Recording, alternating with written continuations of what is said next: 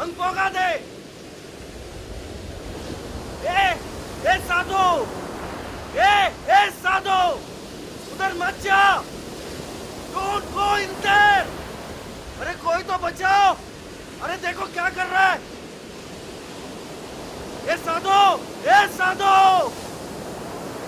वापस आ जाओ। क्या कर रहे हो साधु?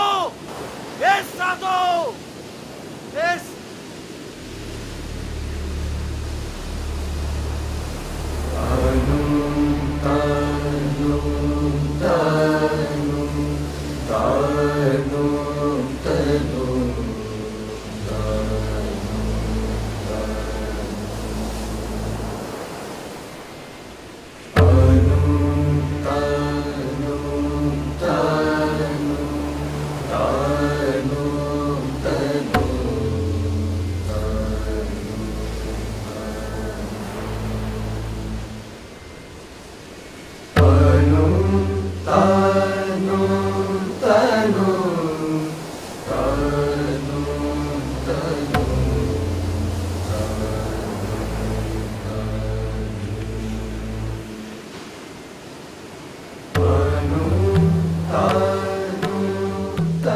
We are so many sannyasis and a million or two sadhus wandering about and teaching the people metaphysics.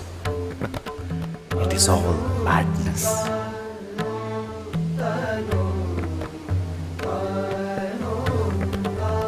Our Gurudeva used to say, an empty stomach is no good for religion. Poor people are leading a life of brutes due to ignorance. Hey Gurudeva.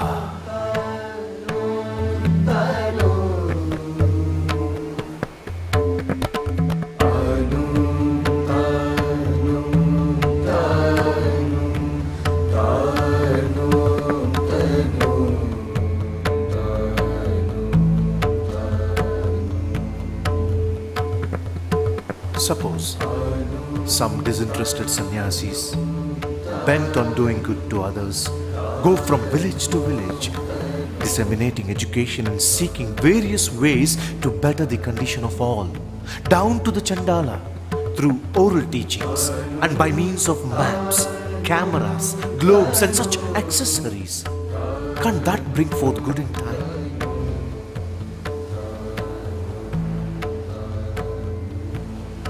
If a mountain does not come to Muhammad, Muhammad must go to the mountain.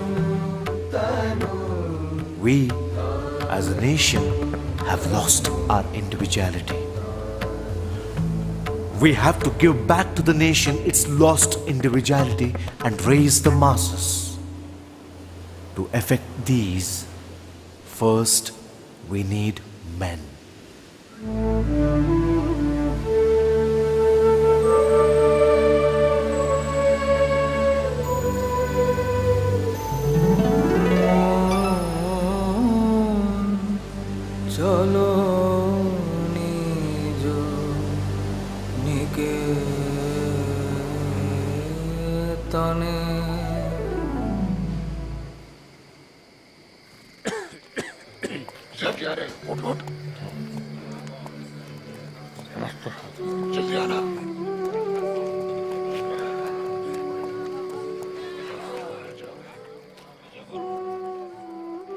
Haribai, I do not know what your religion is, but my heart has expanded. I do not take into consideration whether people accept his name or not. But I am ready to lay down my life to help his teachings, his life, and his message spread all over the world. The Parliament of Religion is being organized for this. My mind tells me so. You will see to verify at no distant date.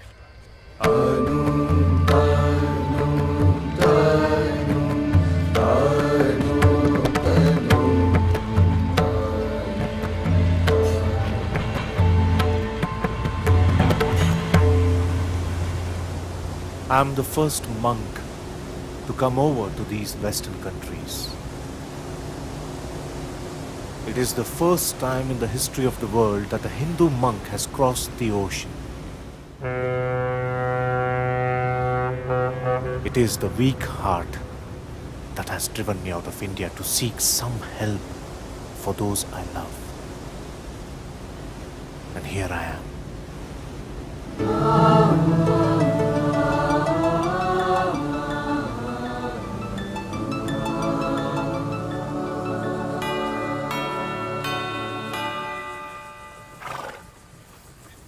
The expense I'm bound to run into here is awful. On an average, it costs me £1 a day. A cigar costs 8 annas of our money. All those rosy ideas before starting have melted. And I have now to fight against We get you the entry impossibilities. ticket for the Columbia exhibition at a reasonable rate. The services also include a trip to Ferry Wheel, Ice Skate House, Eastern Marvel, Japanese Bamboo House. It's only $50 per day, sir. You are from Boston? Okay, sir. See you soon. Excuse me,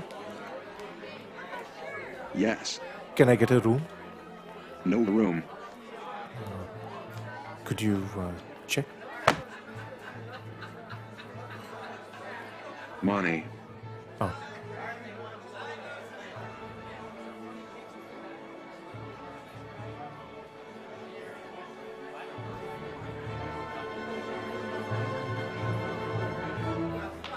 "100 times I had a mind to go out of the country and go back to India. But I am determined. And I have a call from the above. I see no way, but his eyes see. And I must stick to my guns, life or death."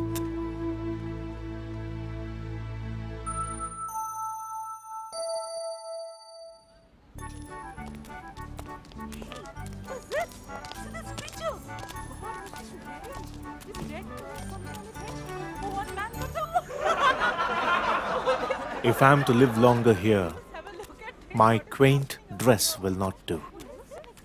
People gather by hundreds in the streets to see me. What I want is to dress myself in a long black coat and keep a red robe and turban to wear when I lecture.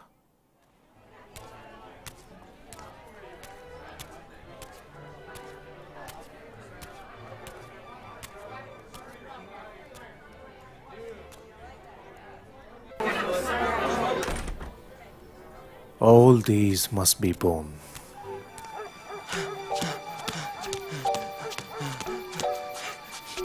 Hooting in the streets on account of my quaint dress.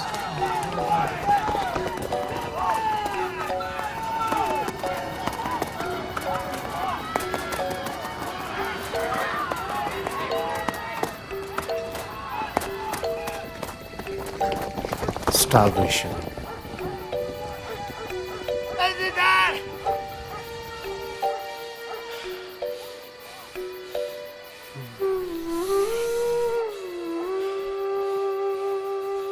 Cold. These are what I have to fight against. He's going to die. Yes, I think so. But my dear boy, no great things were ever done without great labor. I may perish of cold or hunger in this land. I have traveled 12 years with this load in my heart and this idea in my mind. I have gone from door to door of the so-called rich and great. With a bleeding heart, I have traveled half the world to this strange land, seeking help.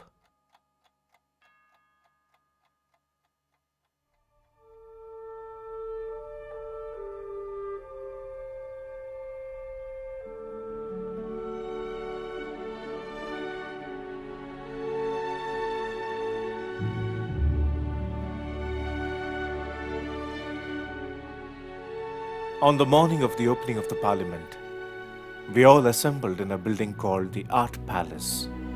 There was a grand procession and we were all marshaled to the platform. Imagine a hall below and a huge gallery above, packed with 6,000 or 7,000 men and women representing the best culture of the country. And on the platform, learned men of all the nations of the earth. And I, who never spoke in public in my life, to address this august assembly? All men have a common creator and consequently a common... It was opened in great form with music and ceremony and speeches.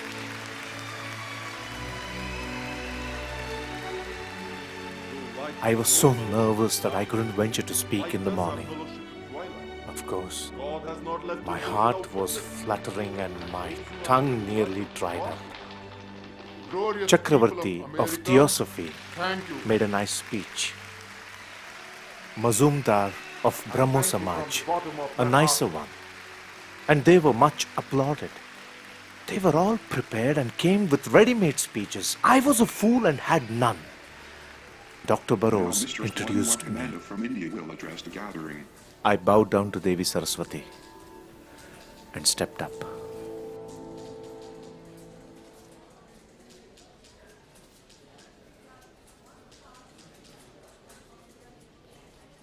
Sisters and brothers of America,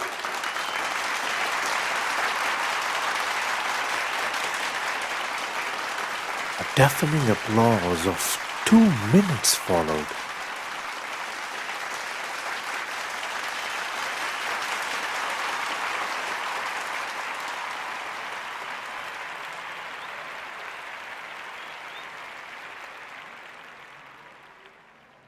It fills my heart with joy unspeakable to rise in response to the warm and cordial welcome which you have given us. I thank you in the name of the most ancient order of the monks in the world. I thank you in the name of the mother of all religions. And I thank you in the name of millions and millions of Hindu people of all classes and sects. My thanks also to some of the speakers on this platform, who, referring to the delegates from the Orient, have told you that these men from far-off nations may well claim the honor of bearing to different lands the idea of toleration. I am proud to belong to a religion which has taught the world both tolerance and universal acceptance. I will quote to you, my brethren, few lines from a hymn which I remember to have repeated from my earliest childhood, which is every day repeated by millions of human beings. As different streams, having their sources in different places, all mingle their water in the sea. So, O Lord, the different paths which men take through different tendencies, various though they appear, crooked or straight, all lead to Thee.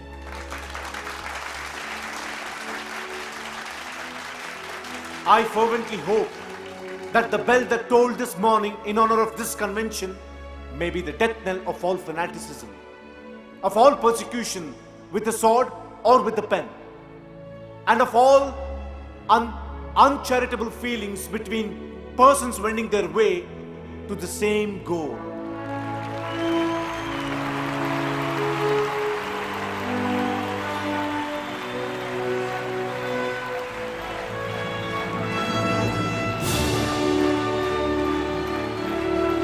And when it was finished, I sat down almost exhausted with emotion.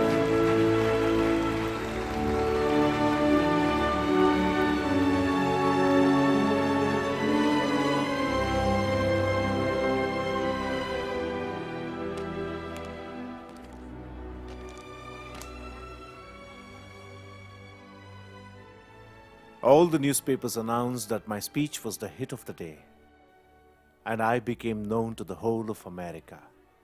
And the two, with what effect? I may quote to you from a few newspapers and magazines ready at hand.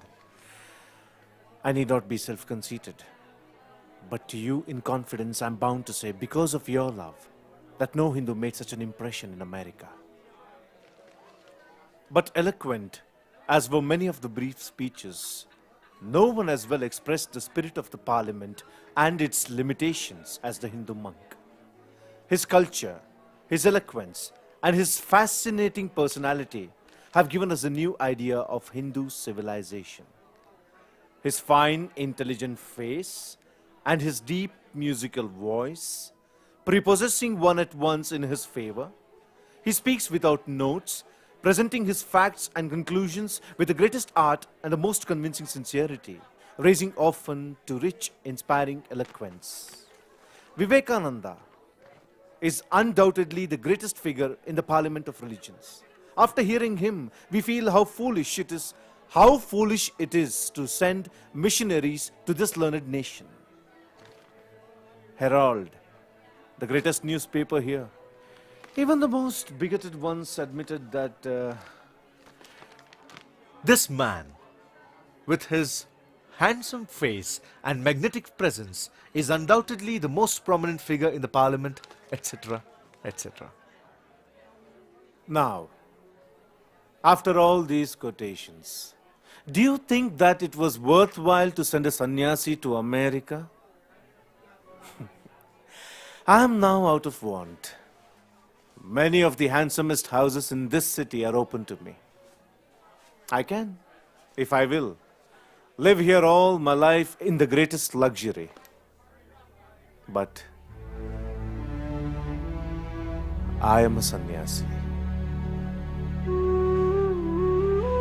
And India, with all thy faults, I love thee still.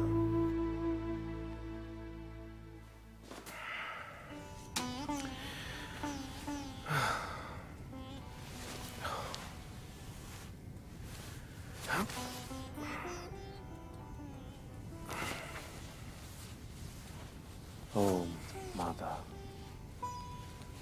People here are sleeping on beds of flowers. And what do they not enjoy? While people in my country are dying of starvation. Mother, will there be no way for them?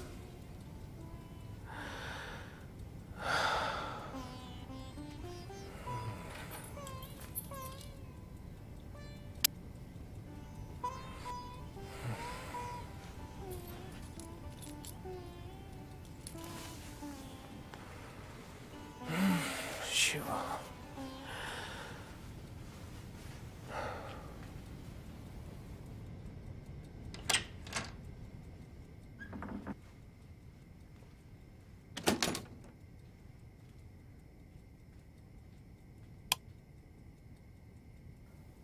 I have to talk a lot about myself because I owe that to you. I was born in Bengal. My father and mother fasted for years and years so that I would be born. At my birth, my father had a horoscope taken of my life, but would never tell me what it was. I know that it was consciously that my mother brought me into the world to be what I am. The love which my mother gave me has made me what I am. And I owe a debt to her that I can never repay. Ma. How many times have I seen my mother going to take her first meal when it was 2 o'clock? And someone would come and knock on the door and say, and there would be no other food in the house except what was for my mother. She would give that to him willingly and wait for her own. This was her life, and she liked it.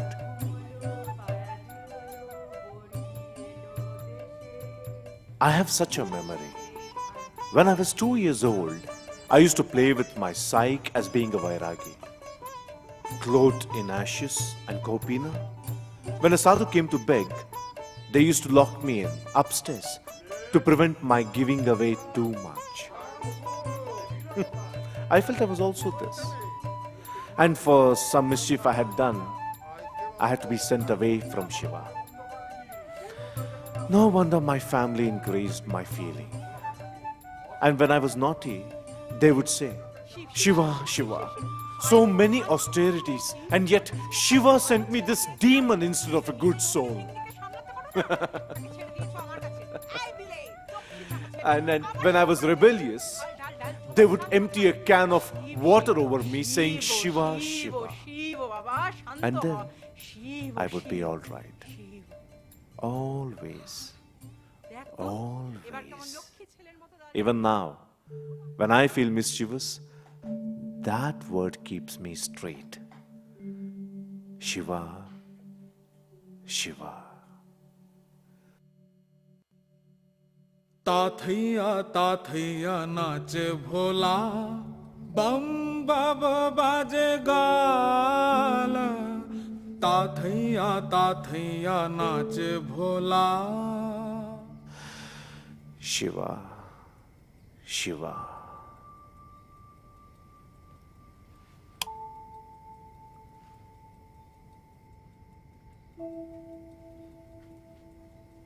It is a matter of astonishment that this happened every night for a long time. As soon as I went to bed, two ideals appeared before me, since I had reached my youth. One vision presented me as a man of endless wealth and prosperity, innumerable servants and dependents, high rank and dignity, great pomp and power.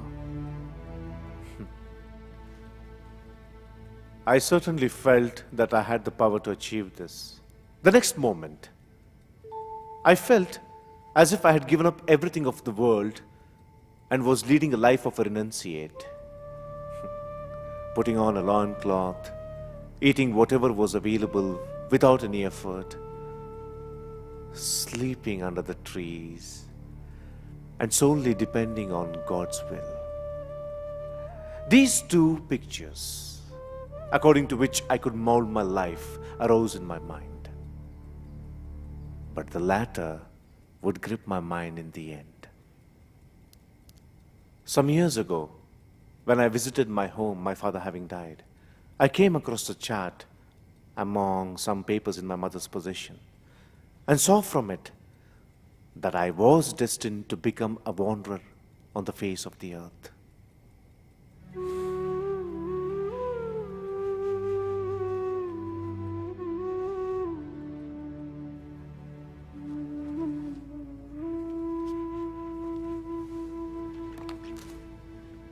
I studied hard for 12 years and became a graduate of Calcutta University.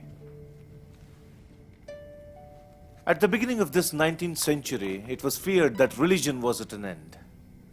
Under the tremendous sledgehammer blows of scientific research, old superstitions were crumbling away like masses of porcelain. Those to whom religion meant only a bundle of creeds and meaningless ceremonial were in despair. This skepticism reached me. And for a time, I felt as if I must give up all hopes of religion. In the city of Calcutta, I wandered from place to place in search of religion. And everywhere I asked the lecturer, after hearing a very big lecture, Sir, have you seen God? The man was taken aback at the idea of seeing God. And the only man who said, I have, was Shri Ramakrishna Paramahamsa. ঈশ্বর দর্শন করেছেন? হ্যাঁ, আমি ঈশ্বর দর্শন করেছি, ঠিক যেমন And তোমাদের not only দেখছি, so, but he said, তবে এর চেয়েও I will put আরো you in the way of ঘনিষ্ঠ রূপে। seeing him too. This man came to live near Calcutta, the capital of India, the most important university town in our country, which was sending out skeptics and agnostics by the hundreds every year. This old man was peculiar. He didn't go much after intellectual scholarship, scarcely studied books. But when he was a boy, he was seized with this tremendous idea of getting truth direct. He first started by studying his own religion. And then he got the idea that he must get the truth of other religions. And with that idea, he joined all the sects, one after another. He would eat and dress like the people he wanted to understand, take their initiation, and use their language. One must learn, he said, to put oneself in another man's soul. And this was his home. No one ever before in India had become Christian and Mohammedan and a Vaishnava by turn. And when he had gone through with all that, he came to the conclusion that they were all good.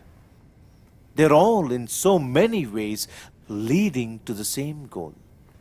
Long before the idea of universal religion and brotherly feelings between sects were discussed and mooted in any country in the world, here had been a living man whose whole life was a parliament of religion. Many of these university men, skeptics, agnostics, used to come and listen to him. I went to hear him. Yes, it was the temple garden at Dakshineshwar, in his own room. He looked like an ordinary man, with nothing remarkable about him.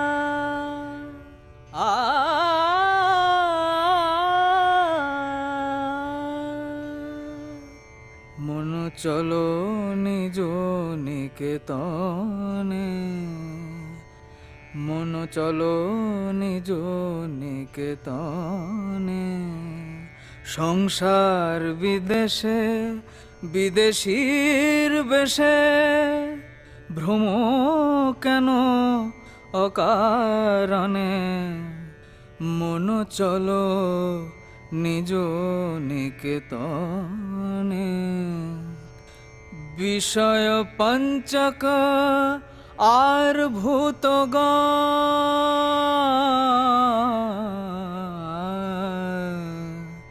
বিষয় পঞ্চক আর ভূতগণ সব তোর পর কেউ নয় আপন পর প্রেমে কেন হয়ে অচেতন ভুলিছে আপন He went into samadhi.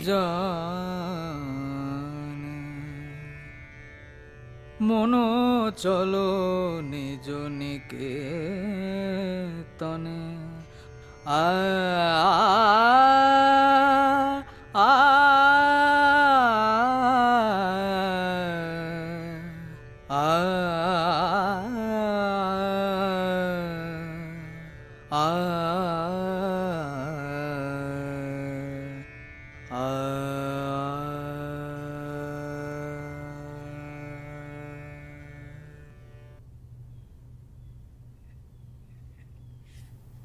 Well, I sang the song, but shortly after, he suddenly rose and taking me by hand, led me to the northern veranda.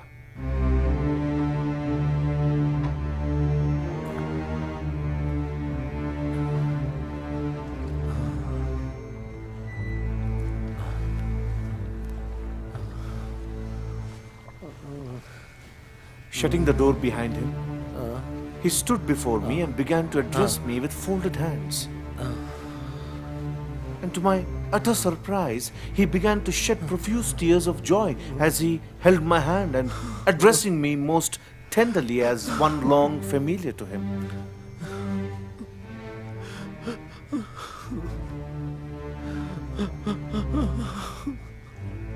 আমি জানি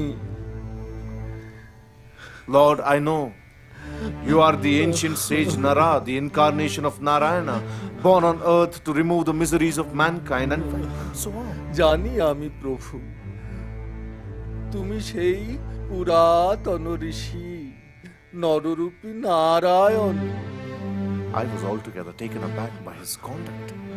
জীবের দুর্গতি নিবারণ করতে পুনরায় শরীর ধারণ করেছো। Who is this man whom I have come to see? He must be stark mad. Why, I'm just the son of Vivekananda, and yet he dares to address me thus.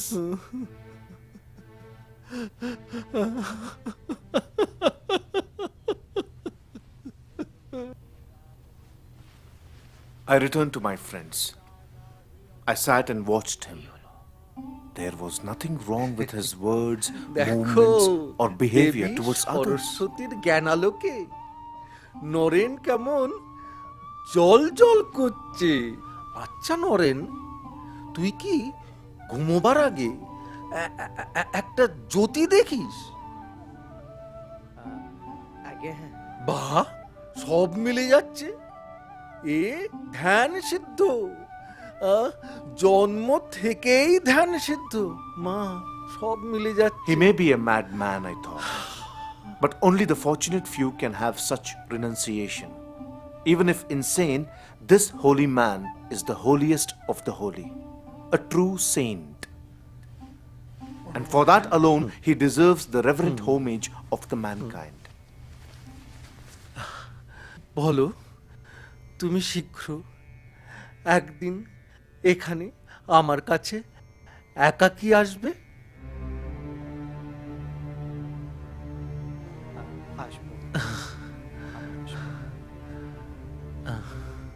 With such conflicting thoughts, I bowed before him and begged to leave to return to Calcutta.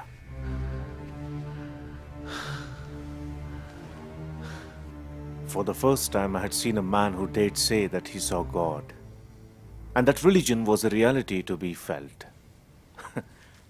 All skepticism was brushed aside.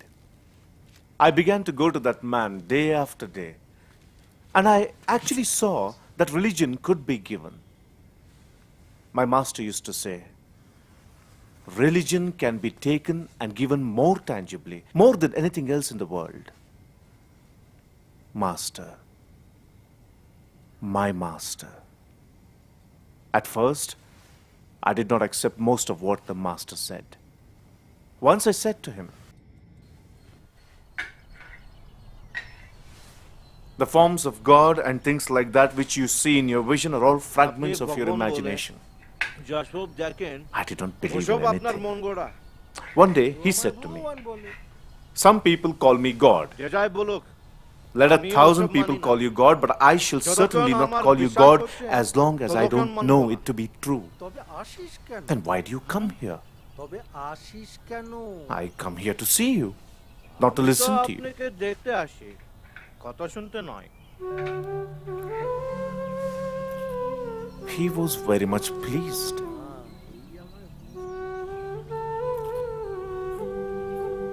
Ramakrishna came to teach the religion of today. Constructive, not destructive. He had to go afresh to nature to ask for facts. And he got scientific religion, which never said believe, but see. And they were not peculiar to him. Nor did he claim that they were. But I don't find a marvelous miracle than the way this mad Brahmin used to handle human minds like lumps of clay, breaking, molding, and remolding them at ease, and filling them with ideas by a mere touch.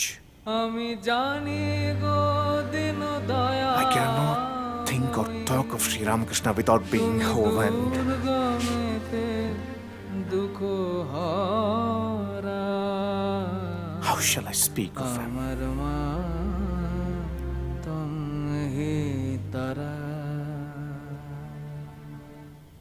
His love for me.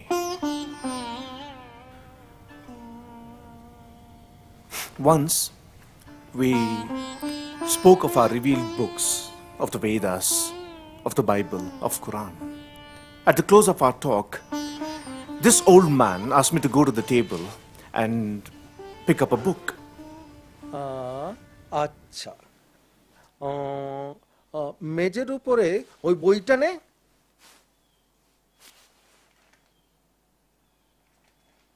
না না না, এইটা এইটা এইটা It was a book, among other things, which contained the forecast of the rainfall during the year. আচ্ছা, এবার পর। ভাদুরের মেঘ I দুপুরে read out গায়। the quantity of rain that was to fall. সেদিন ঝড় বৃষ্টি হয়, যদি বর্ষে পাউসে কড়ি হয় তুষে, যদি বর্ষে মাঘের শেষ ধন্য রাজা পুণ্য দেশ। হ্যাঁ, এইবার He then বইটাকে said, "Now take the ভালো book করে নিংড়া, and squeeze the book." ভালো করে নিংড়া।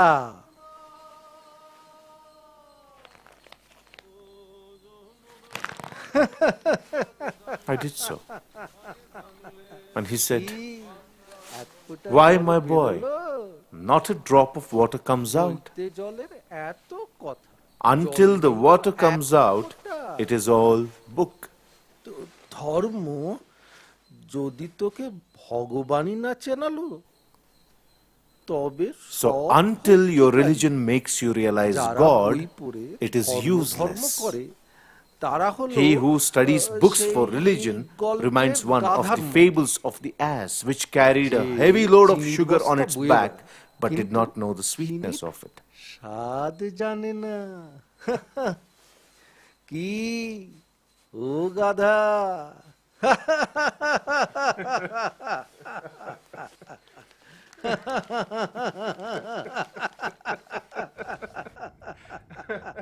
Then came a terrible time.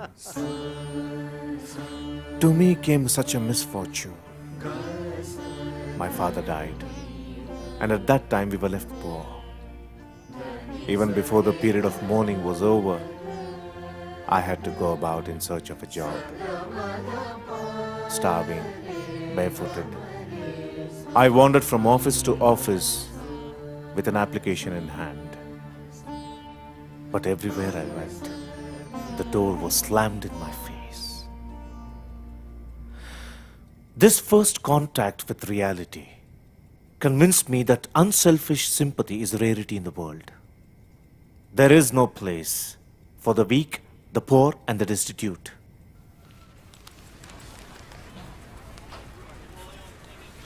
One day, weary and footsore, I sat down in the shade of Octoloni monument on the Maidan. Naren, Naren, A friend or two were with me. কি হলো? Naren, One of them sang by the way of consoling me. ওই নরেন, উঠ উঠ, দেখ বহিছে কৃপা ঘন ব্রহ্ম নিষ্পাস পবনে। Will you please stop that song? Such fancies may be pleasing to those who are born with a silver spoon in their mouth and have no starving relatives at home. Yes, there was a time when I too thought like that. But today, before the hard facts of life, it seems like grim mockery. Sometimes when I found that there was not enough provision for my family and my purse was empty, I would pretend to my mother that I had an invitation to dine out and remain practically without food. Out of self-respect, I couldn't disclose the facts to the others. Oh, the agony of those days. I was living in hell. In spite of all these troubles, however, I never lost faith in the existence of God, of His divine mercy. Every morning, taking His name, I got up and went out in search of a job. One day, my mother heard me and said bitterly, চুপ কর ছোড়া, ছেলেবেলা থেকে খালি ভগবান ভগবান। "Hush, you fool! You have been crying yourself hoarse for God from your childhood, and what has He done for you?" এখনো শুয়ে থাক, I was stung. সকালবেলা হয়ে গেল, Doubt crossed my mind. কোনো কাজ করবে না, Does God really exist? কোনো কাজ না। If so, does He really hear the fervent prayers of man? Then why is there no response to my passionate appeals? I was extremely annoyed with God. That was also the most opportune moment for doubt to creep in my heart. Soon the reports gained the currency that I was an atheist and did not scruple to drink or even frequent the houses of ill fame. This hardened my heart still more, when I thought perhaps Sri Ramakrishna would believe that I was deeply wounded at heart. Never mind. If good and bad opinions of a man rests on such flimsy foundation, I don't care. In this miserable world, there's nothing reprehensible in a man who, seeking for a brief respite, should resort to anything. Not only that, if I am once convinced of the efficacy of such a course, I shall not, through the fear of anybody, shrink from following it.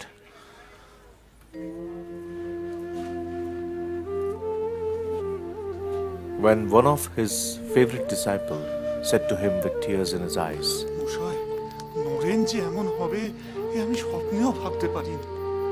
চুপ কর শালারা, মা বলেছেন সে কখনো ওরকম হতেই পারে না। আর কখনো ওসব কথা বললে তোদের মুখ দেখবই না, মা। and I was amazed to hear that. Sri Ramakrishna was the only person who, ever since he met me, believed in me uniformly throughout. Even my own mother and brothers did not do so. It was unflinching trust in me and love that bound me to him forever. One day when my master met Ananda Guha, he said to him, Narendra's father has died and his family is in a state of great privation. It will be good if his friends helped him now with some money. After Ananda had left, I scolded him.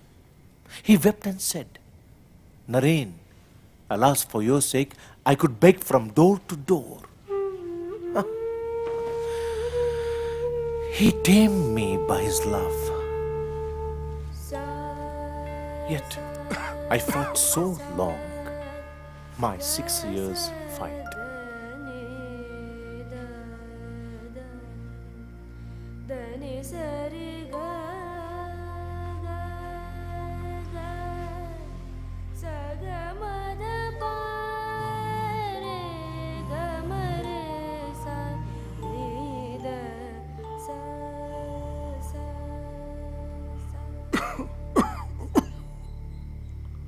Naren,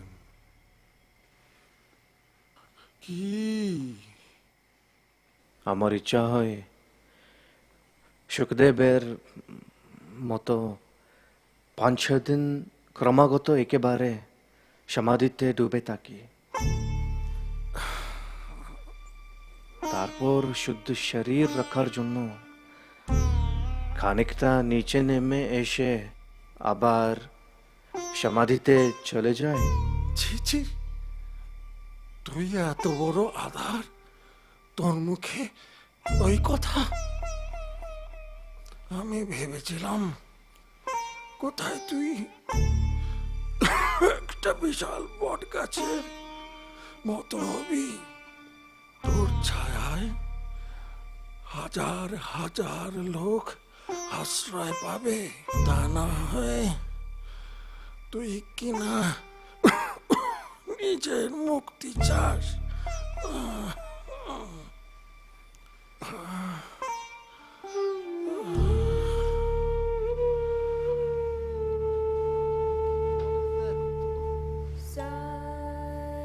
I loved him, you see, and that was what held me. I saw his marvelous purity. I felt his wonderful love. His greatness had not dawned on me then. All that came afterwards, when I had given in.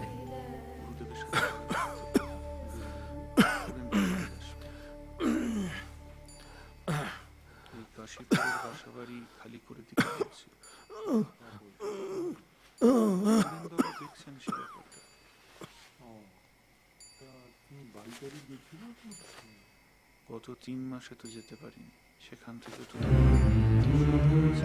আমি এসব পারবো না। তুই করবি না, তোর ঘাড় করবে।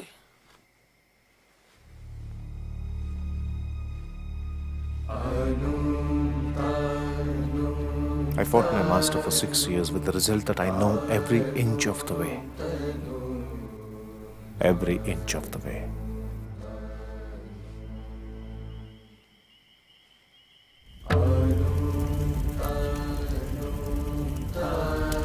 Then came the sad day when our old master died. I went there when I was about 16. Some of the other boys were still younger, some a little older. When my master left his body, we were a dozen penniless boys and unknown boys.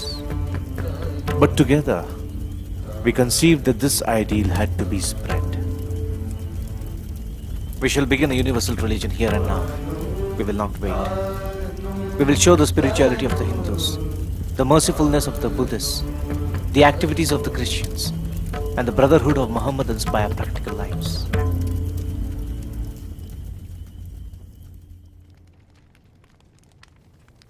We had no friends. Who would listen to a few boys with their crank notions? Nobody. At least in India, boys are nobodies. Just think of it. A dozen boys telling people vast, big ideas and saying that they're determined to work these ideas in life. Against us were 100 powerful organizations struggling hard to nip us in the bud. Thus went on a band of boys. Everybody laughed. The only thing we got from those around us was a kick and a curse, that was all. Of course, we had to beg from door to door for our own food. Got a piece of bread from here and there. The refuse of everything. We got hold of a broken down building with hissing cobras. Hissing underneath. And because that was the cheapest, we went into that house and lived there. Who would sympathize with us? None. None. Except one. That lady, Sri Ramakrishna's wife. Her sympathy brought blessings and hope. There have been days when the mutt was without a grain of food. If the rice was collected from begging, there was no salt to take it with. On some days there would be only rice and salt. Boiled bimba leaves, rice and salt. This was the menu for a month at a stretch. 10 years was spent without a ray of light. 10 more years with my health breaking all the time.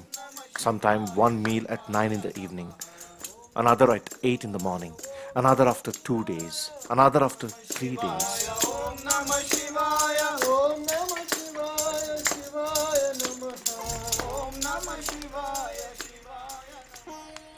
I see no chances of success while remaining near Calcutta. In Calcutta live my mother and 2 brothers. Since my father's death, it is going very hard with them. They even have to go fasting at times. To crown all, some of the relatives drove them away from the ancestral residence. A matter, of course, in litigation. কি খুঁজছিস? ঘরেতে চাল বারণ তো বাবা, ওখানে খুঁজিস না। এই তো দাদা এলো বলে চাল আনবে, তরকারি আনবে, তখন আমি রান্না করে দেব। দেখবি কি ভালো করে তোরা দুজনে খাবি। হ্যাঁ সত্যি সত্যি রে বাবা, সত্যি। কত রান্না করে দেবো তোদের, কত সুন্দর সন্দেশ মিষ্টি দাদা আনবে, তোরা খাবি। পর দুজনে মিলে ঘুরতে যাবি। I have seen this ideal man and yet fail myself to get on with anything to the end. This is my profound misery.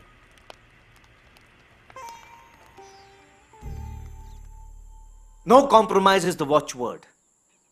This is the ideal and this has got to be carried out. If we meet the king, though we die, we must give him a bit of our minds. If the peasant, the same. My master used to say, laying his arm upon my shoulder, Naren, you are a hero. The very sight of you inspires me with courage. हाँ, Ami Bir.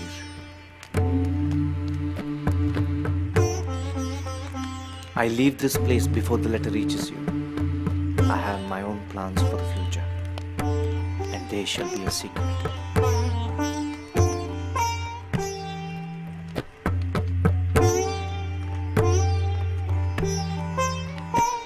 আমি ভেবেছিলাম কোথায় তুই একটা বিশাল বট গাছের মতো হবি, তোর ছায়ায় হাজার হাজার লোক আশ্রয় পাবে।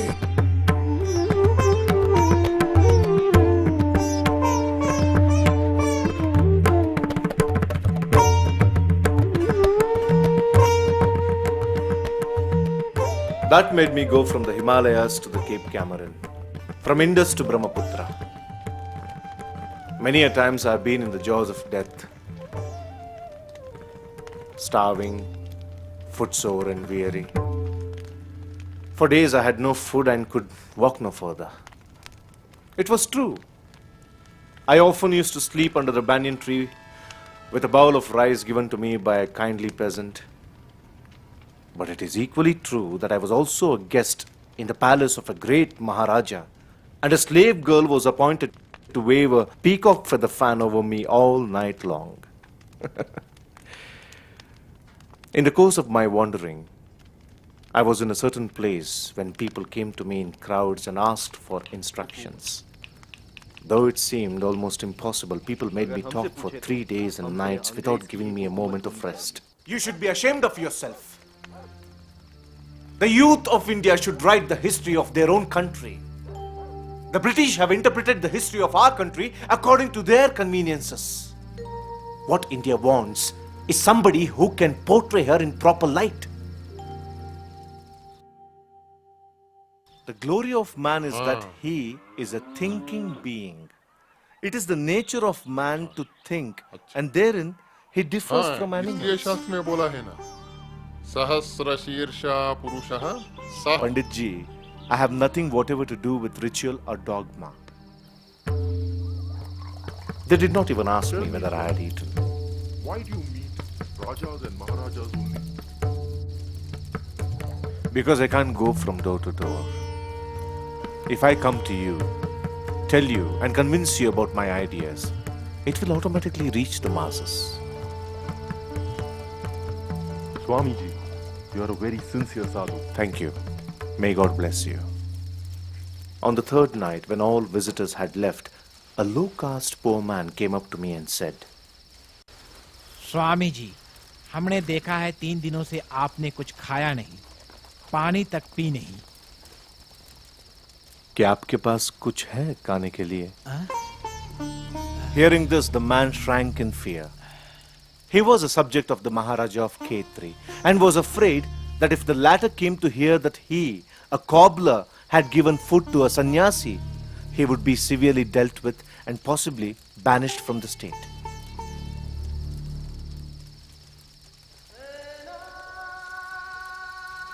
But out of kindness of his heart, even though he feared the consequences, he brought me the cooked food.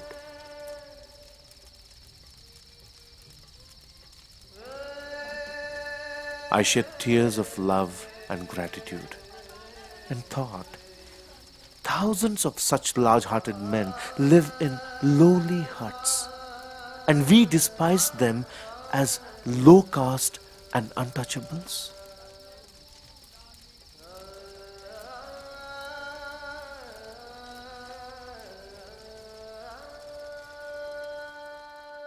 That is why you see the lowest of the low in India holding the most exalted religious ideas. It is a practical want of intellectual education about life on this earth that they suffer from. I must tell you, there is a great hope for them because they are the most gentlest people on this earth.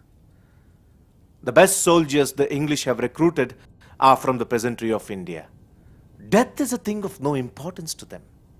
They must have better piece of bread and better piece of rags on their bodies.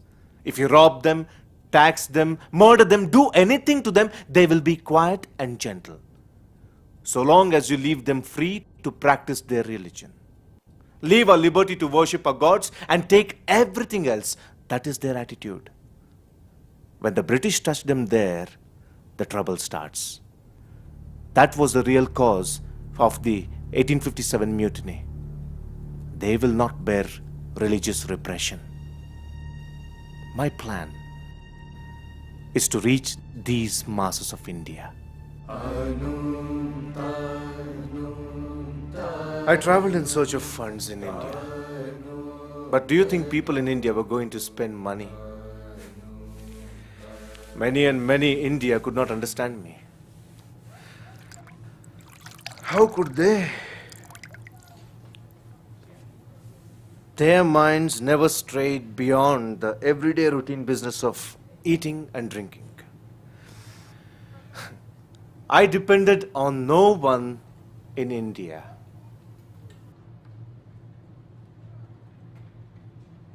Gurudeva showed me the way out.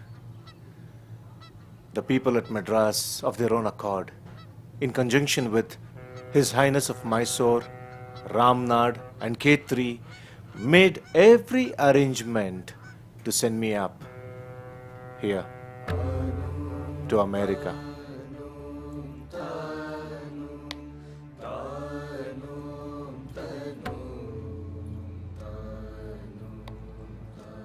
Our country is poor in social virtues. So is this country, lacking in spirituality. I give them spirituality and they give me money. You may perhaps think, what utopian nonsense is all this? You little know what is in me.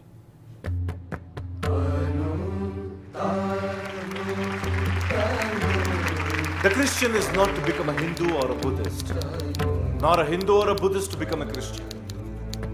But each must assimilate the spirit of the others and yet preserve his own individuality and grow according to his own law of growth. If the Parliament of Religions has shown anything to the world, it is this. It has proved to the world that holiness, charity and purity are not the exclusive possessions of any church in the world, and that every system has produced men and women of the most exalted character. In the face of this evidence, if anybody dreams of the exclusive survival of his own religion and destruction of the others, I pity him from the bottom of my heart and point out to him that upon the banner of every religion will soon be written, in spite of resistance, hell and not fire, assimilation and not destruction, harmony and peace and not dissension.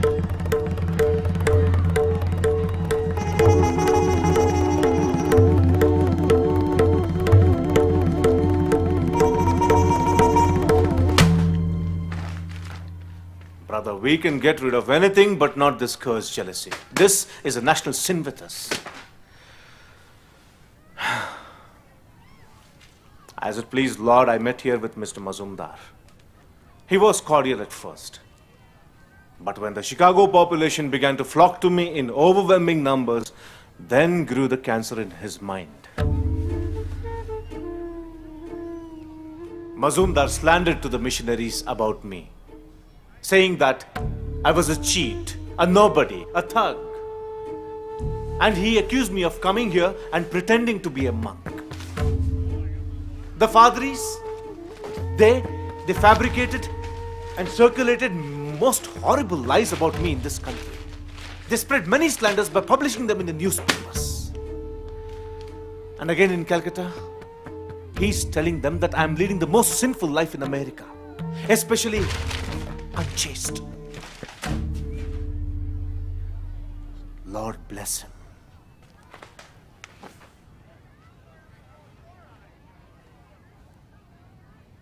I did not come to America for the sake of the Parliament of Religions. Who cared about the Parliament of Religions? I traveled 12 years all over India and finding no way to work for my countrymen. And that is why I came to America. I began lecturing in Chicago and other cities. Every week I had to deliver some 12 or 15 or even more lectures at times. I did not come to seek name and fame. It was forced upon me. And I am one man who dared defend his country. And I have given them such ideas as they never expected from a Hindu. And our Hindu people did not even move a finger to tell the Americans that I represented them. And it's 1 year since I've been here. And not one man of worth from India thought it fit to make the Americans know that I'm no cheat. A God man was born in India. He was the great Ramakrishna Paramahamsa. And round him, this band of sannyasis slowly gathering. They will do the work. This requires an organization, money, a little, at least to set the wheel in motion. So I crossed over to America. And our countrymen could not even do so much for me as to say to the American people that I was a real sannyasi and no cheat, and I represented the Hindu religion. Even this much, the expenditure of a few words, they could not do. Bravo, my countrymen. My greatest fault is that I love my country only too well.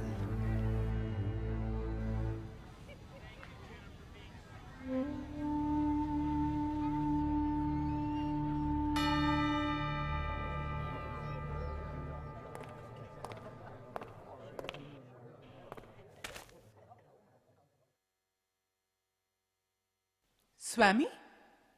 Swami, do Indian mothers really throw their babies to the crocodiles? Yes, ma'am. They threw me in. But like your fabled Yona, I got out again. How many of you have read the sacred books of the Hindus and therefore have the first-hand knowledge of the religion? Please raise your hands.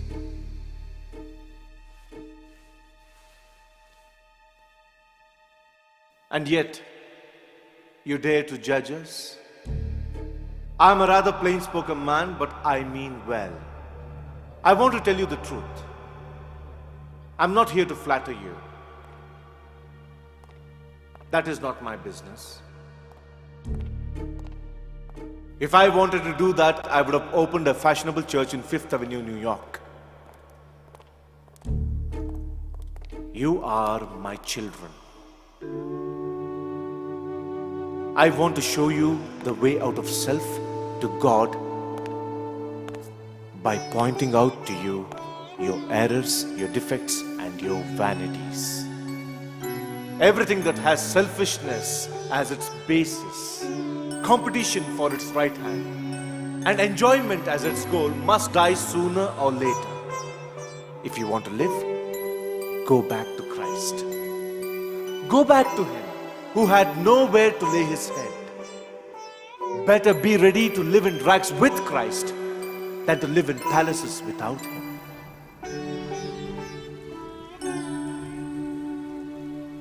Oh, if I only had one man with some true abilities and brains to back me in India.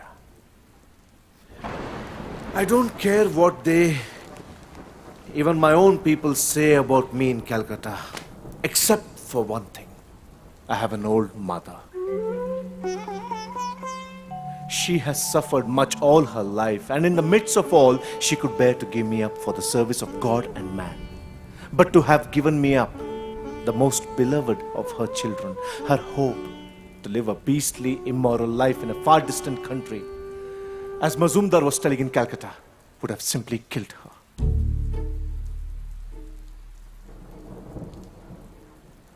I was never a missionary, nor ever would be one. My place is in the Himalayas. I can with full conscience say, my God, I saw terrible misery among my brethren. I searched and discovered the way out of it, tried my best to apply the remedy, but failed. So thy will be done. A huge locomotive has rushed on over the line. A small worm that was creeping on one of its rails saved its life by crawling out of the path of the locomotive. Yet, this little worm, so insignificant that it can be crushed in a moment, is a little something. While this locomotive, so huge, so immense, is only an engine, a machine. Every moment I expected something from India. No, it never came. I was in torture at every moment. No, not even a newspaper from India.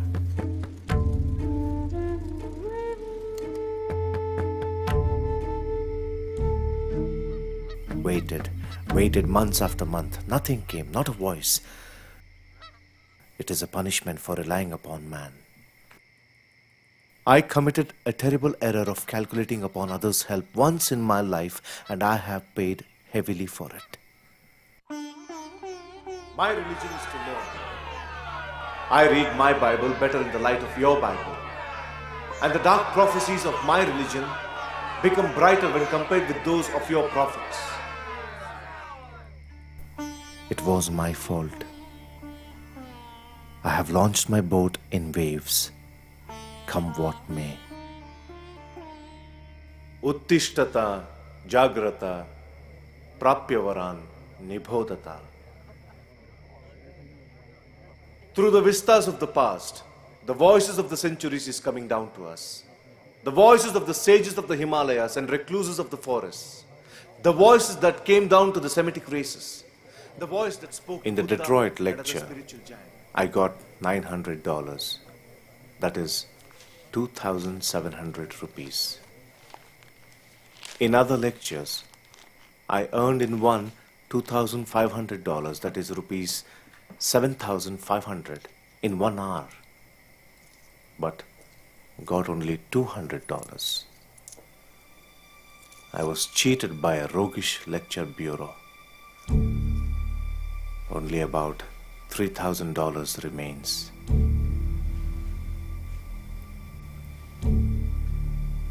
I don't know what I'm going to do next.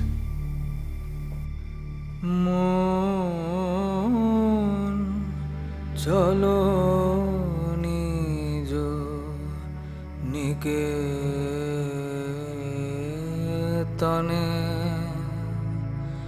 মন চলো নিজ নিকেতনে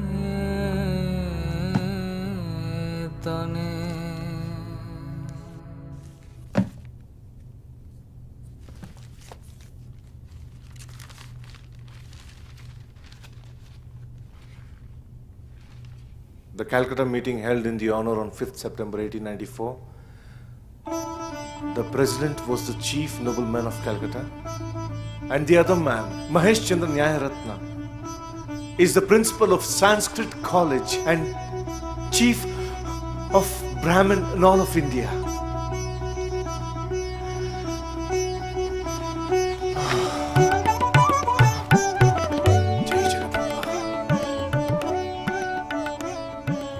I have gained beyond expectations.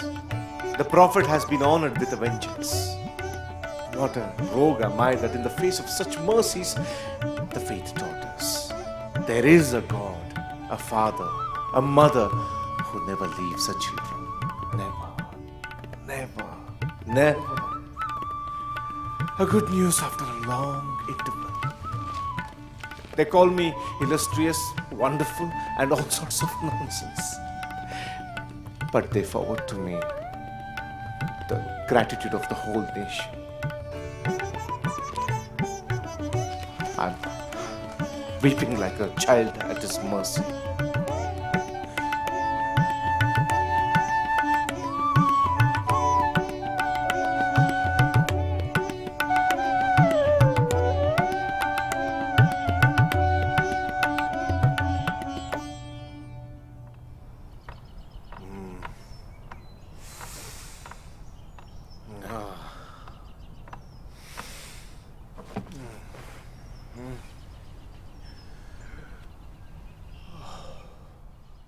Sorry, Swami.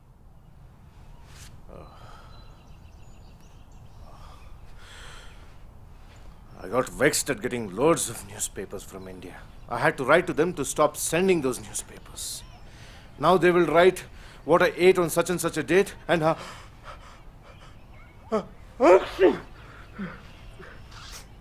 how I sneezed.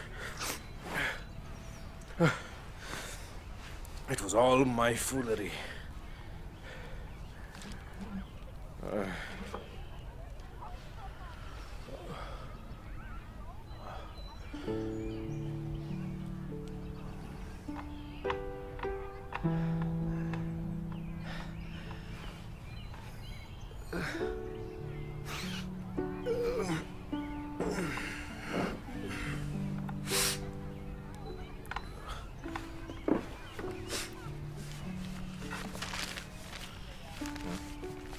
Oh, Arasinga.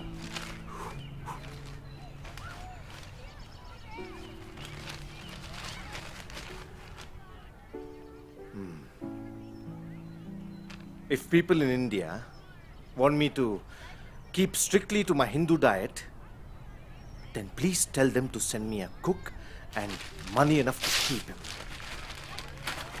This silly bossism without a mite of help make me laugh.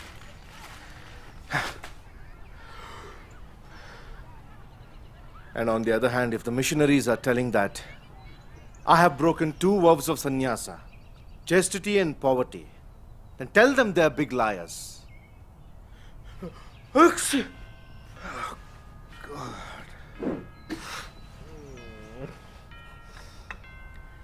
I've been asked again and again in the letters from India to go over. I have no idea when I go back. But I've seen enough of this country, I think. So I will go to Europe, a few months work in England, and then I'll go back to India and hide myself for a few years.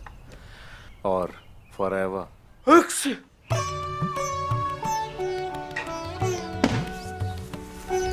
Swami. It's a queer life, mine. No rest. Rest will be my death. मुझे मरने के लिए भी फुर्सत नहीं. I have no time even to die.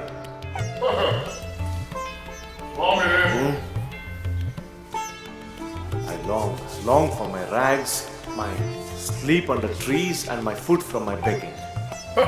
Get up. I work,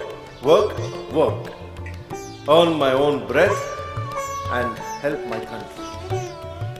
My success is due to my popular style. The greatness of a teacher consists in the simplicity of the language. Simplicity is the secret. My ideal of language is my master's language, most colloquial, yet most expressive. I direct my attention to the individual, to make him strong, to teach him that he himself is divine. That is really the ideal, conscious or unconscious, of every religion. I'm prepared to follow any course that are open, to attend meetings in people's drawing rooms or elsewhere, to answer letters or discuss personally.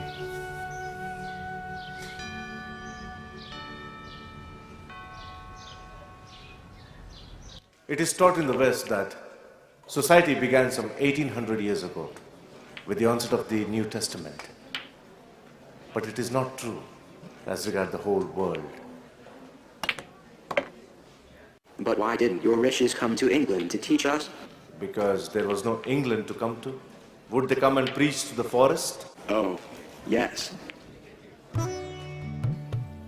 I propound a philosophy which can serve as a basis to every religious system in the world. And my attitude towards them is that of extreme sympathy. My teaching is antagonistic to none.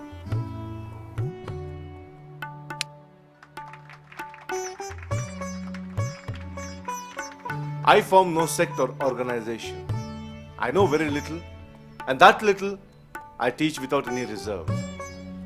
My teaching is my own interpretation of our ancient books, in the light of which my master shed upon them. I claim no supernatural authority. Whatever in my teaching may appear to the highest intelligence and be accepted by thinking men, the adoption of that will be my reward. Swami, Martial art. I don't know what you have put into it. I don't know what you have prepared. They are all waiting for a long time.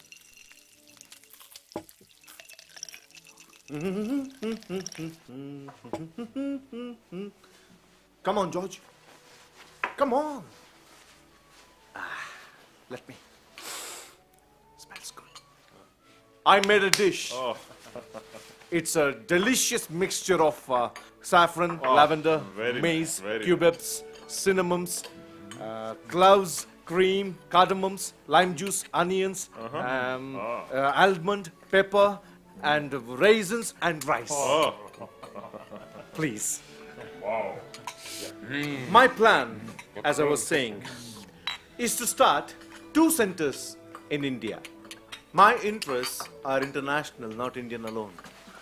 At 20 years of age, I was the most unsympathetic, uncompromisingly fanatic. I would not walk on the footpath on the theatre side of the streets in Calcutta.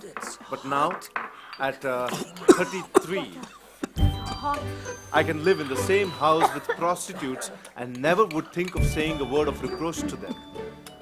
Is it degenerate? Or is it that I'm broadening out into the universal love, which is the Lord Himself?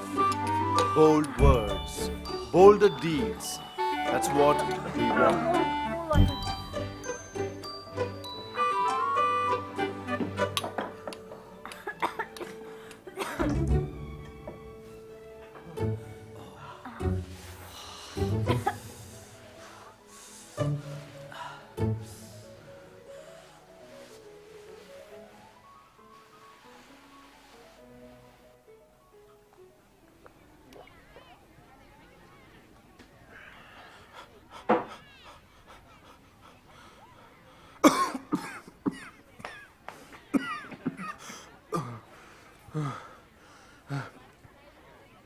I myself couldn't eat it. There was no asafoetida. Pardon me? Asafoetida. Hing. Hang. Though it would have made it easier to swallow.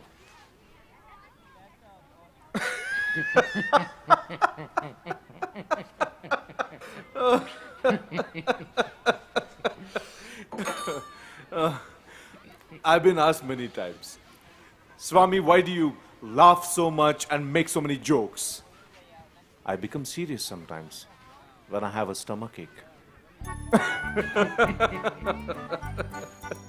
Sometimes people speak out to my face, Swami, you're a priest.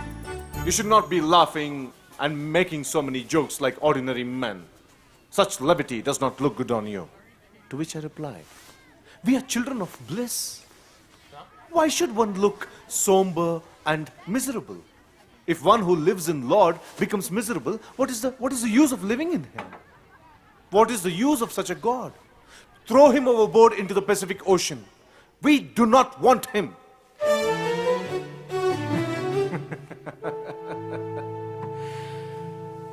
Three more lectures and my London work are finished for this season.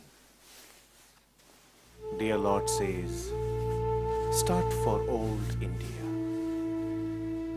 And I obey. আমার মা ত্বম হি তারা আমি জানি গো দিন দয়াময়ী তুমি দুর্গমেতে দুঃখ হরা আমার মা ত্বম হি তারা I was asked by an English friend on the eve of my departure, Swami, how do you like now your motherland after 4 years' experience of the glorious, luxurious, and powerful West? I said to him, India I loved before I came away. Now, the very dust of India has become holy to me. The very air is now to me holy. It is now the holy land, the place of pilgrimage, the Tirtha.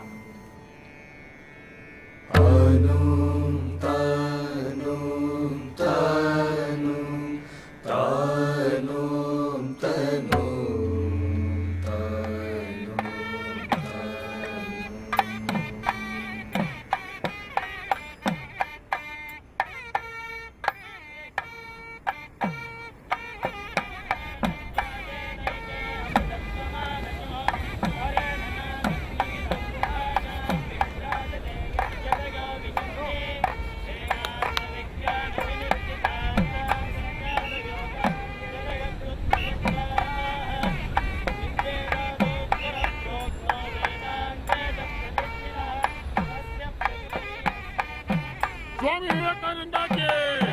Swami Vivekananda ki! Swami Vivekananda ki! Swami Vivekananda ki!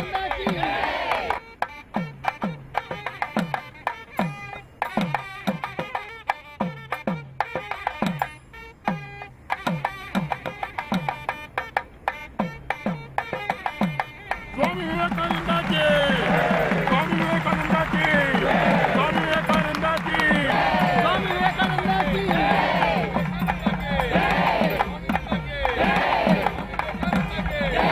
Swami Vivekananda ki!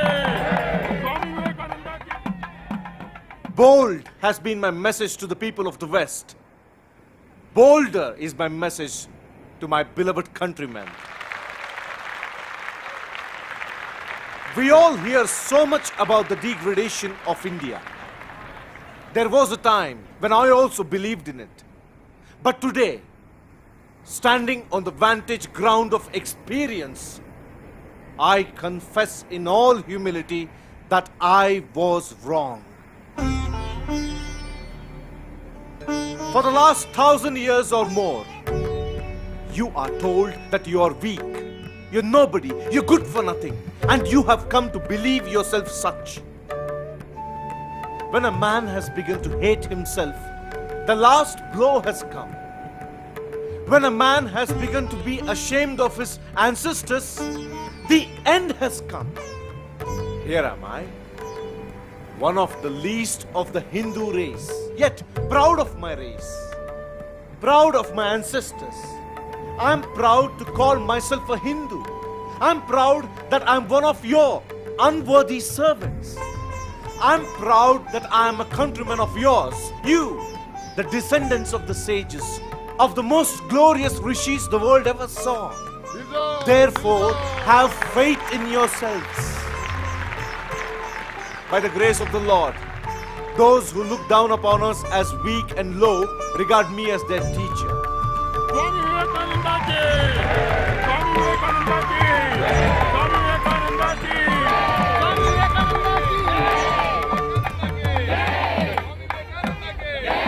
Swami Vivekananda ki! Swami Vivekananda ki! Swami Vivekananda ki! I bequeath to you, young men, this sympathy, this struggle for the poor, the ignorant, the oppressed. Go now this minute to the temple of Parthasarathi, and before him, who was a friend of the poor and the lowly cowherds of Gokula, who accepted the invitation of a prostitute in preference to that of nobles and saved her in his incarnation as Buddha. Hey, down on your faces before him and make a great sacrifice. The sacrifice of a whole life for them. When I see Indians dressed in European apparels and costumes, the thought comes to my mind. Perhaps they feel ashamed to own their own nationality and kinship with the ignorant, poor, illiterate, downtrodden people of India. Westerners have now taught us that those stupid, ignorant, low-caste millions of India, clad only in a loincloth, are non-Aryans and therefore no more our kith and kin. Oh India, with this slander of others, with this base imitation of others, with this dependence on others, this slavish weakness, Would thou with these provisions only scale the highest pinnacle of civilization and greatness? What can you expect of a race which for hundreds of years has been busy discussing such momentous problems as whether we should drink a glass of water with the right hand or the left? What more degradation can there be than that the greatest minds of a country have been discussing about the kitchen for several hundreds of years, discussing whether I may touch you or you touch me, and what is the penance for this touching. Swami Vivekananda ki! Swami Vivekananda ki! Swami Vivekananda ki! Swami Vivekananda ki!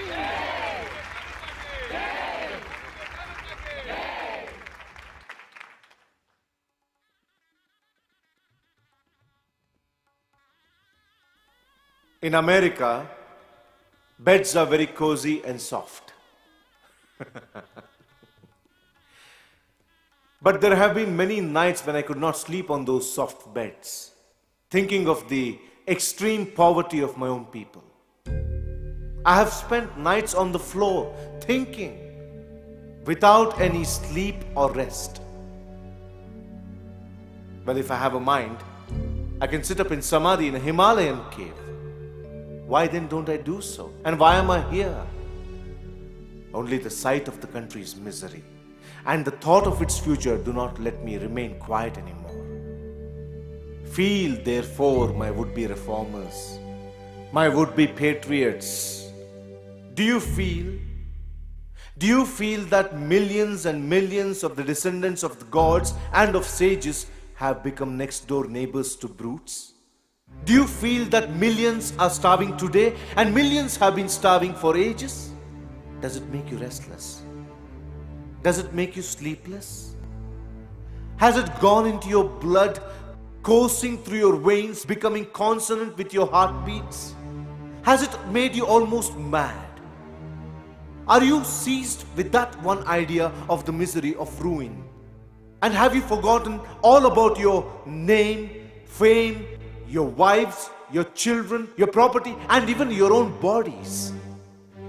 Have you done that? That is the first step to become a patriot. The very first step.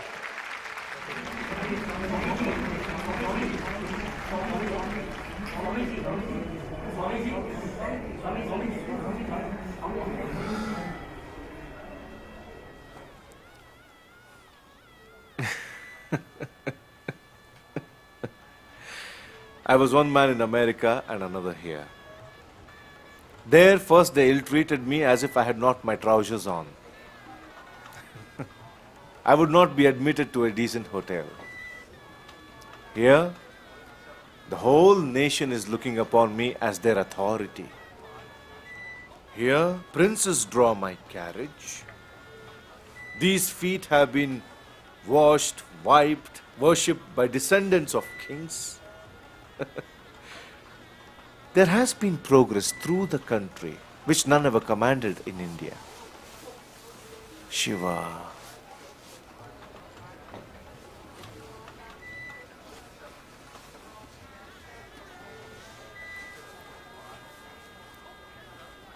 By the way,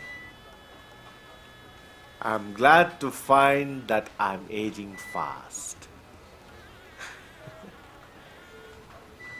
My hair is turning grey in bundles, and my face is getting wrinkled up all over. Losing flesh has given me 20 years of age more. It is bad for a preacher to be young, don't you think so? I do. People have more confidence in an old man, and it looks venerable. Yet, the old rogues are the worst rogues in the world. Oh, thou white hair, glory unto thee. Hallelujah.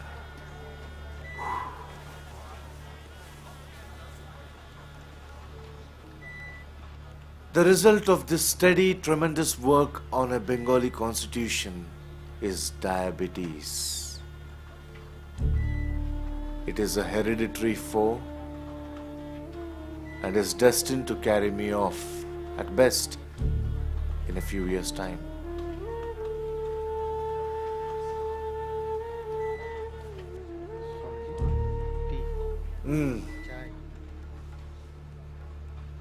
Eating only meat and drinking no water seems to be the only way to prolong my life.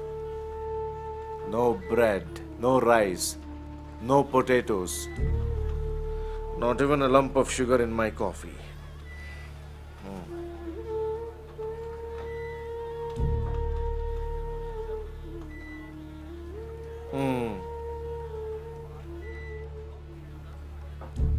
I am unfortunately like the circus clown who makes others laugh, himself.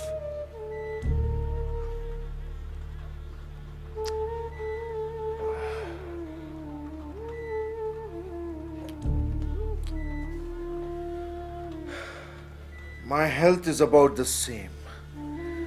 I don't find much difference. But I can use my voice, however, to make 3,000 people hear me and get good sleep too. After 2 hours of speaking.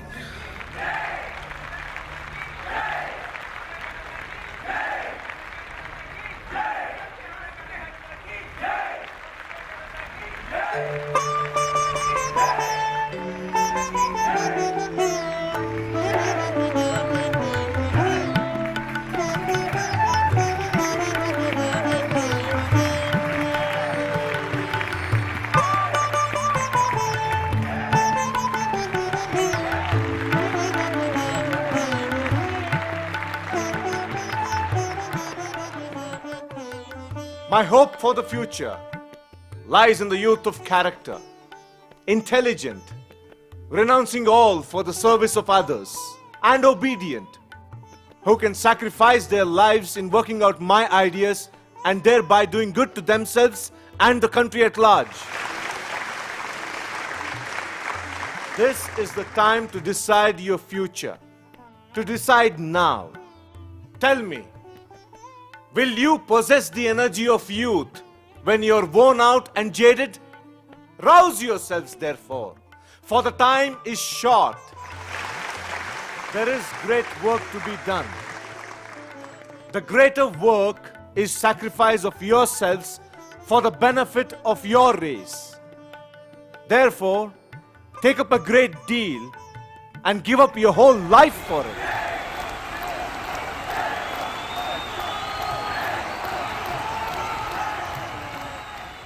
My plan for India, as it has been developed and centralized, is this: to reach the masses of India. I believe in God and I believe in man. I believe in helping the miserables. May I be born again and again and suffer thousands of miseries so that I may worship the only God that exists, the only God I believe in, my God, the wicked, my God, the miserable, my God, the poor of all races, of all species. The conviction has grown in my mind, after all my travels in various lands, that no great cause can succeed without an organization. Besides, the older I grow, the more everything seems to me to lie in manliness. My whole ambition in life is to set in motion a machinery which will bring noble ideas to the doors of everybody. Women must be given education and left for themselves. After that, they will act as they think best. They will tell what reforms are necessary for them. Revive the old arts. Give them artistic cooking and sewing. Let them learn painting, photography, the cutting of designs in paper, gold, silver, filigree, and embroidery.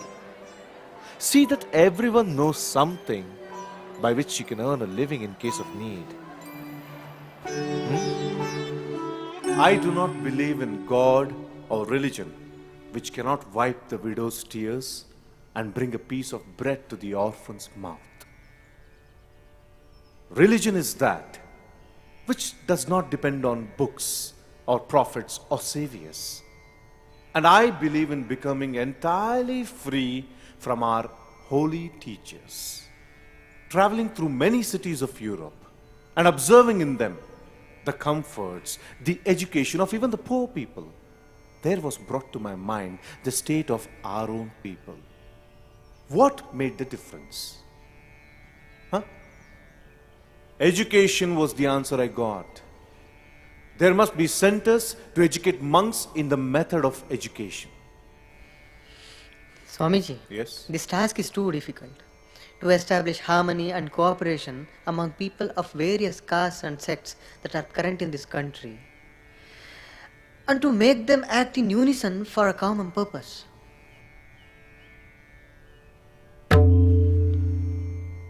Do not come here anymore if you think any task too difficult. By the grace of the Lord, everything becomes easy of achievement. Your duty is to serve the poor and the distressed, without distinction of caste and creed. What business have you to think of the fruits of your action? Your duty is to go on working. Everything else will follow of itself.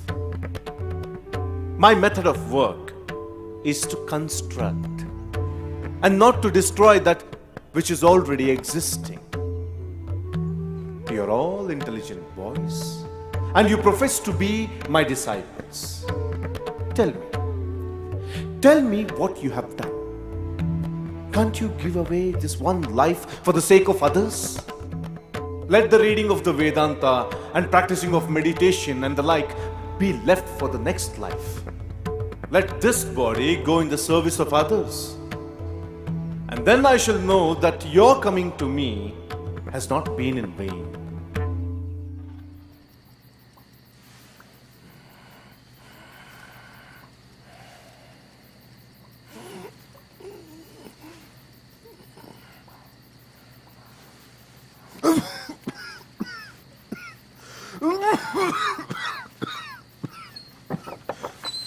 Swamiji?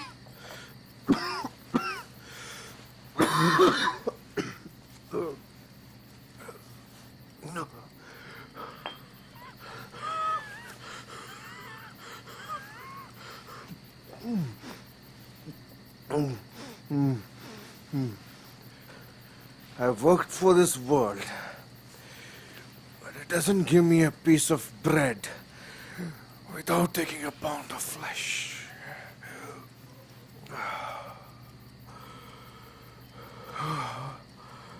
I've not been destined to enjoy physically. Lying on the mattress only aggravates my illness. I feel suffocated. I now have to come down on the floor and lie down to get some relief.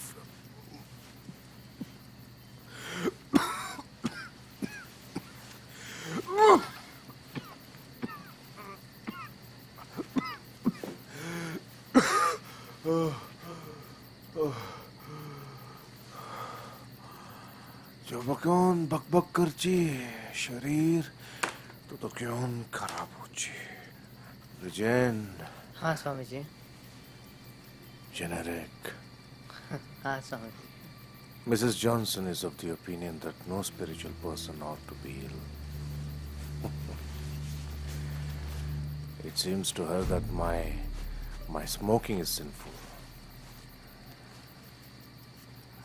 But whatever of my mother's work was to be accomplished through me, she made me do. And now she's flung me aside, breaking down my body and my mind. Her will be done. Sakali tumar ichha. I feel my task is done. At most 3 or 4 years of life is left. I shall never see 40. Swamiji.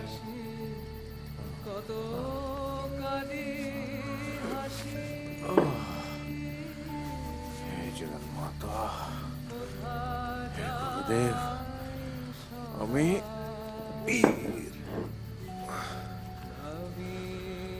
আমি প্রার্থনা করি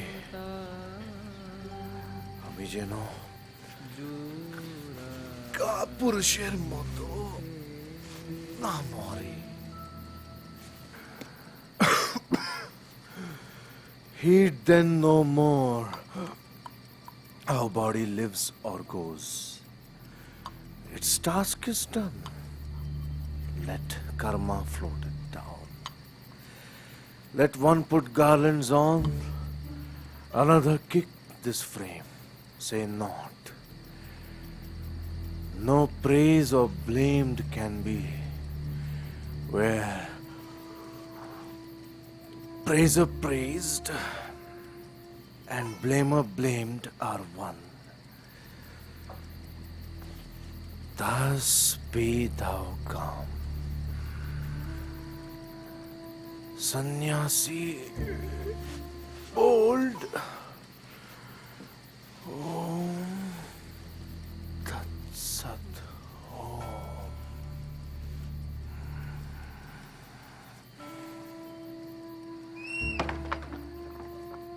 The only thought that disturbs me is whether I shall be able to give effect to all my ideas within this period. I'm a dying man, have no time to fool in. I must see my machine in strong working order. And then knowing sure that I have put in a liver for the good of humanity, in India at least, I will sleep without caring what will be next.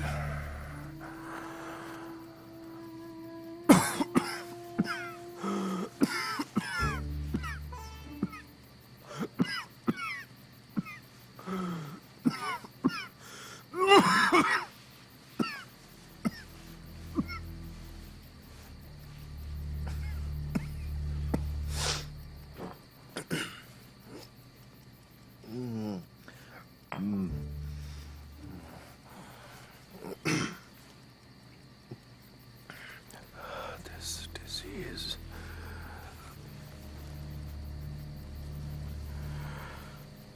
I have one great sin rankling in my breast. To do service to the world, I have sadly neglected my mother. My last desire is to serve my mother, at least. She has suffered much through me. I must try to smooth on her last days. I want to live with my mother.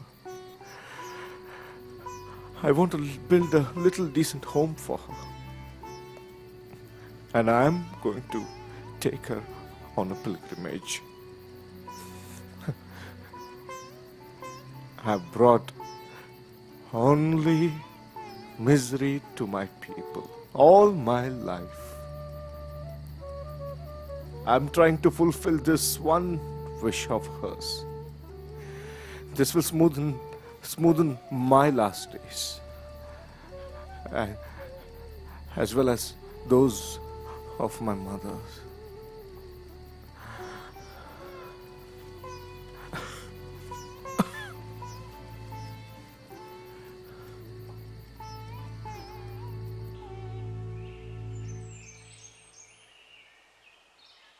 जय श्री रामकृष्ण परमहंस देव की जय। जय श्री रामकृष्ण परमहंस देव की जय।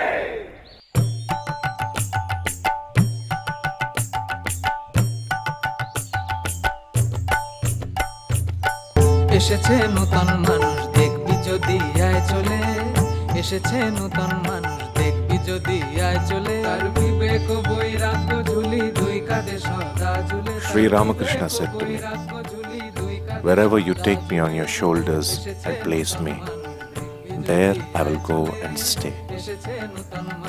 It is therefore that I am myself carrying him on my shoulders to the new mud grounds. know it for certain that Sri Ramakrishna will keep his feet fixed for the welfare of many for a long, long time to come. দেখাতো নাহি দিলে শ্রীবদনে মামা বাণী পড়ি গঙ্গা সলিলে ব্রহ্মময়ী গেল মাদিন দেখাতো নাহি দিলে এসেছে নূতন মানুষ দেখবি যদি আয় চলে এসেছে নূতন মানুষ দেখবি যদি আয় চলে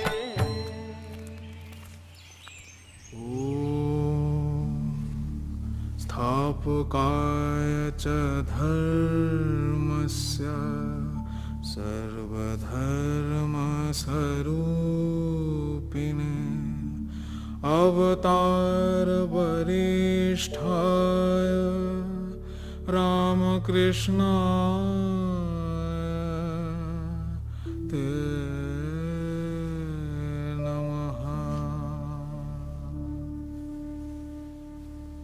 This boy, born of poor Brahmin parents in an out-of-the-way village, is literally being worshipped in lands which have been fulminating against heathen worship for centuries.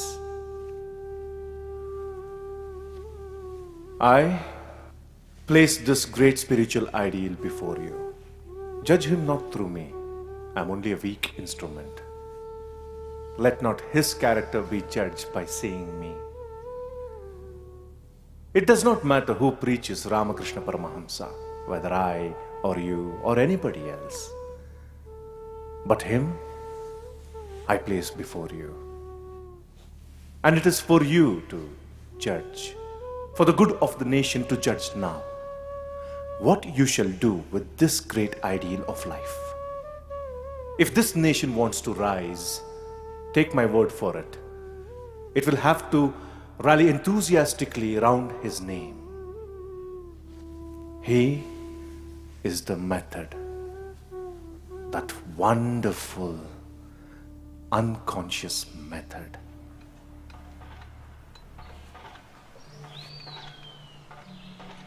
Do you know what I was thinking? This mutt will be a center of learning and spiritual discipline. We must see to it that people from all creeds and sects, from the Brahmana down to the Chandala, may come here and find their ideals manifested. We take in all that has been in the past, enjoy the light of the present, and open every window of the heart for all that will come in the future.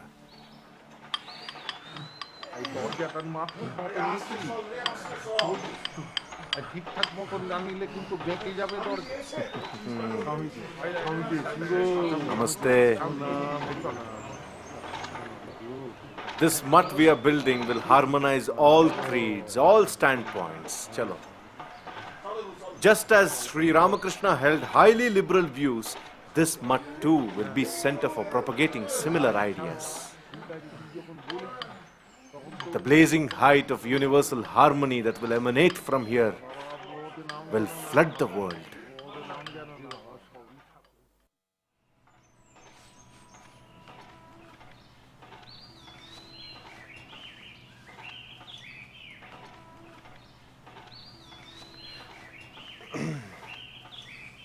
Yes, I know.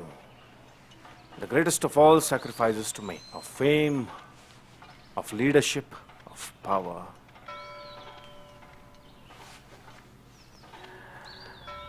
Yes, 101 between Brahmananda, Shivananda, Shardananda. Signed and sealed. Jai Shri Ramakrishna Paramahamsa ki.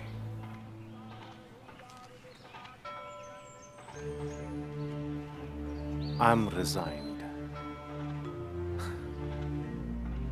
Now I'm free, as I have kept no power or authority or position for me in the work. I also have resigned from the presidentship of the Ramakrishna Mission. I'm so glad that the whole load is off me. I no longer represent anybody. I have served Sri Ramakrishna through mistakes and success for 20 years now. Now, I am quits. I want rest, a meal, a few books. I'll buy a little place in the Himalayas, a whole hill, say about 6,000 feet high, with a grand view of the eternal snows. There must be springs, a tiny lake, cedars, Himalayan cedar forests, and flowers everywhere. And I'll have a little cottage in the middle, and my vegetable garden, in which I'll work myself, and my books, and see the face of the man only once in a great while. Let the world go in ruins around my ears. I would not care. My. How restless have I been all my life. Born nomad. Curious. All my dreams about my own happiness, as it were, bound to come to nothing. But about others' well-being, they as a rule prove true.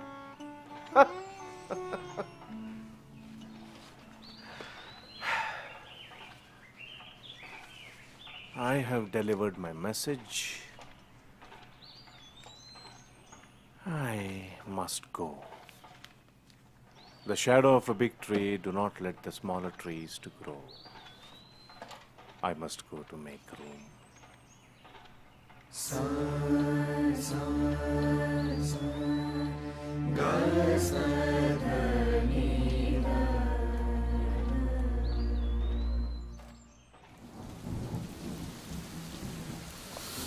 Aqua water pani, wari naam dai jale.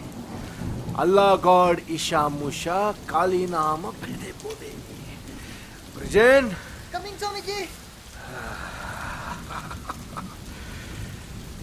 This is a good dress. When I'm home, I'm in rags and go barefoot. I'm happy. I was lending a hand in cutting a deep drain to take off the water from mud grounds. My huge stock is full of glee, and so are the ducks and the geese. One of my ducks unfortunately died yesterday. One of my waggish old monks says, "Bujle, kali juge beche theke aur kuno labh nahi. Ekun to brishti hole, hanche dero thanda lage, bangiro hanchi pae."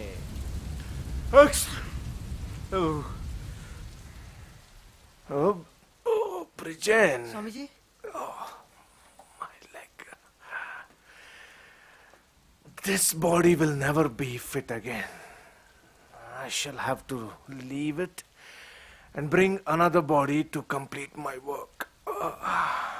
I'm making ready for my death.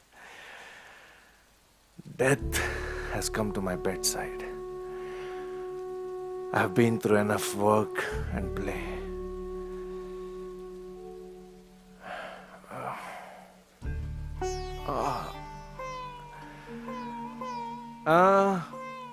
That one.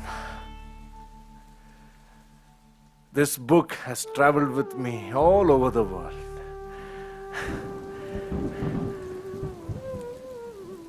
I find these words written 7 years ago. Yeah. Now to seek a corner. Now to seek a corner. And lay myself to die. And lay myself to die. Now to seek a corner and lay myself to die.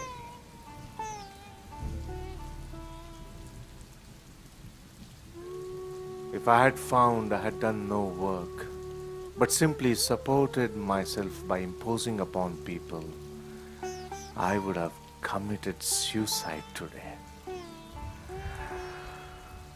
I'm satisfied in my conscience that I did not remain an idle Swami.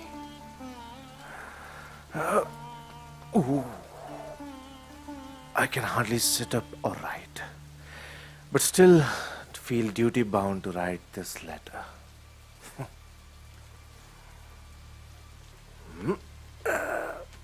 Fearing lest it becomes my last one.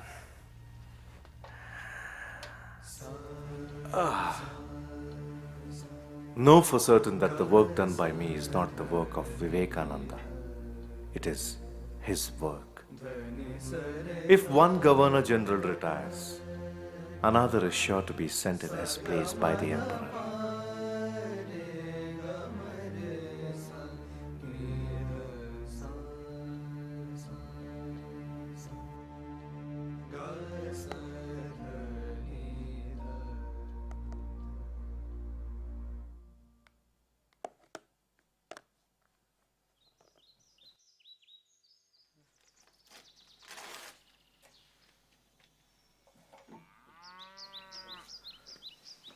যদি আর একটা বিবেকানন্দ থাকতো তবে বুঝতে পারতো বিবেকানন্দ কি করে গেল।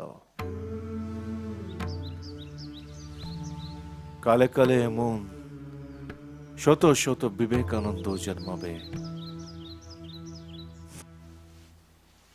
Someone or other will certainly arise from these thousands of devotees of Sri Ramakrishna, who will be like me, will be able to understand me.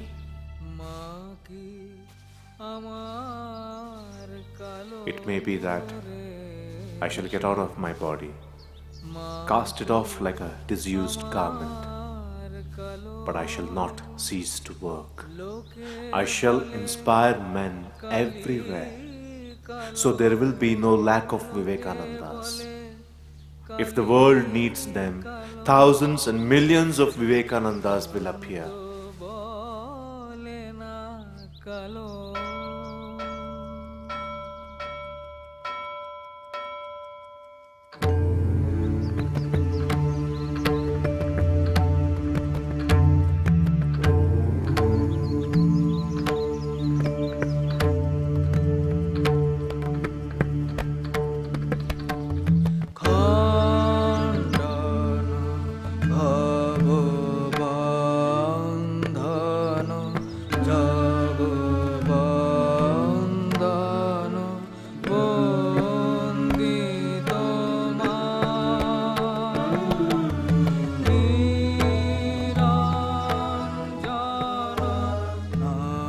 O hero, awake. Dream no more. Death has caught you by the forelock. Still, fear not. What I have never done, fleeing from the battle, well, will that happen today?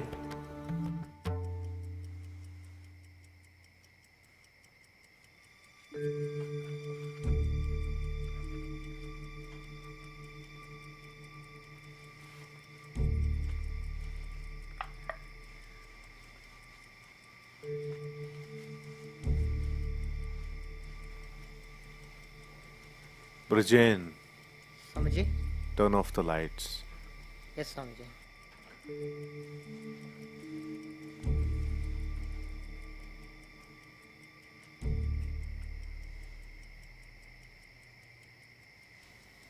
Shiva, Shiva, carry my boat to the other shore.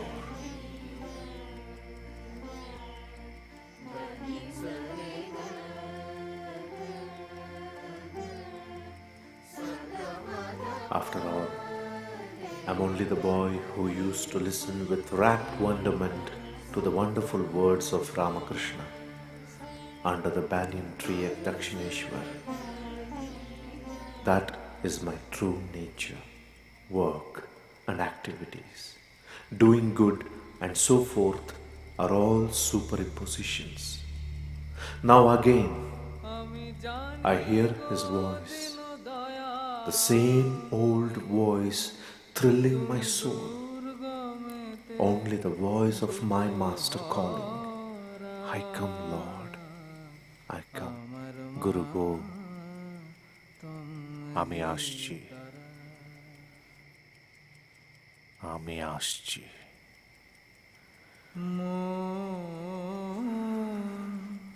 চলো নিজ নিকে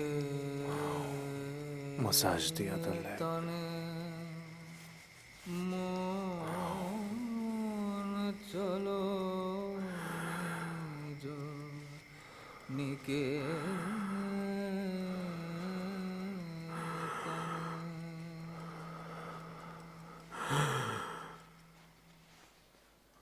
Swamiji? Swamiji?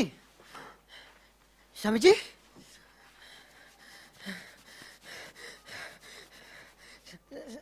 Swamiji? Swamiji? Maharaj! Maharaj! Maharaj! Maharaj! The guide, the guru, the leader, the teacher has passed away. The boy, the student, the servant is left behind.